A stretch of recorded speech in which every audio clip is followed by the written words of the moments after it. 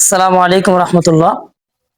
প্রিয় দর্শক, আমি এর আগে একটা ভিডিও দিয়েছিলাম সেই আপনার ময়মনসিংহের মদন মদন থানার সেই মহিলা মাদ্রাসার একজন মুহতামিমকে নিয়ে। 11 বছরের একটি শিশু গর্ভবতী হওয়ার বিষয়ে আমাদের একজন আলেম মুহতামিম সাহেবকে ফাঁসানো হয়েছে। তো এই মুহতামিম সাহেব আল্লাহর কসম করে যখন বলেছিলেন যে ডিএনএ টেস্ট করার জন্য, তারা ডিএনএ টেস্ট না করে হুজুরকে গ্রেফতার করে রিমান্ডের মঞ্জুর করছে, রিমান্ডের জন্য নিয়ে গেছে। তার মানে তারা এটা প্রমাণ করবে রিমান্ডে দিয়া জোরে বলে কৌশলে যেভাবে হোক হুজুরকে ফাঁসানোর চেষ্টা করতেছে। এদিক দিয়া যেভাবেই হোক প্রমাণিত হয়েছে হওয়ার পথে যে মেয়ের নানা তার এই সর্বনাশের জন্য দায়ী।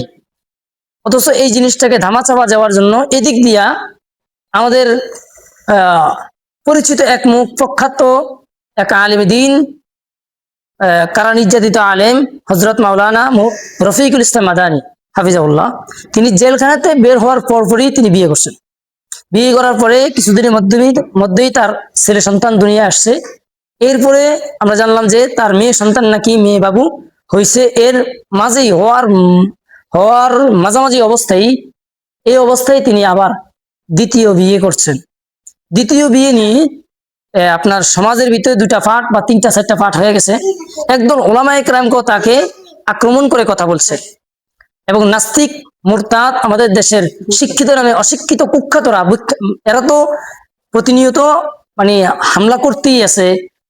এর মধ্যে রফিকুল ইসলাম মাদানির বিষয়টাকে এত বেশি পরিমাণে ঘোলাটে করতেছে, এক পর্যায়ে দেখা গেছে ওই নির্যাতিত আলেম যার নানা তার মেয়েকে, তার নাতনিকে সর্বনাশ করেছে, 11 বছর মেয়েকে 7 মাসের গর্ভবতী করেছে, সেই বিষয়টা আলেমের উপর আসছে।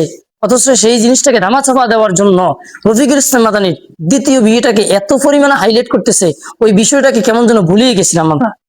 এর মধ্যে দেখেন এই বিষয়টাকে আমরা আনতে গিয়া আমাদের কিছুদিন আগে আতাউর রহমান বিক্রমপুরী, তিনি উগ্রবাদী হিন্দুত্ববাদী সন্ত্রাস আপনার ইসকনের বিরুদ্ধে যখন সোচ্চার হয়েছিলেন, তখন তাকে বিনা দোষে বিনা কারণে জেলখানায় নিয়ে বিনা কারণে শাস্তি পেতে হচ্ছে। তো তিনি এই বিষয়টাকে মনে হয় যেন আমরা ভুলে গেছি। আস্তে আস্তে এই আলেমের বিষয়টা যখন আমরা সত্য প্রমাণিত হইতেছিল, যখন যে সমস্ত ডাক্তার নামে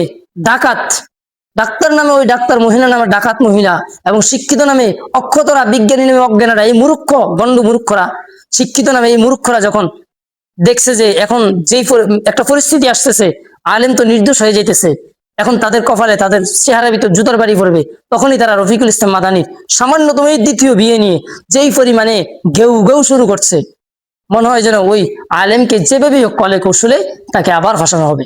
আমি এটা সকলের কাছে জানাবো, বেশি বেশি পরিমাণে শেয়ার করে, বেশি বেশি পরিমাণে ফেসবুকে স্ট্যাটাস দিয়ে যেন ওই আলেম যেন জুলুমের শিকার না হয়, ওই আলেমের যেন বিনা দোষে যেন কারাদণ্ড না হয় এবং বিনা দোষে যেন তার উপর তহমুকটা না আসতে পারে, এটার দিকে সবাই লক্ষ্য রাখবেন। প্রতিবাদ গড়ে তুলতে হবে প্রত্যেকের কাছ থেকে।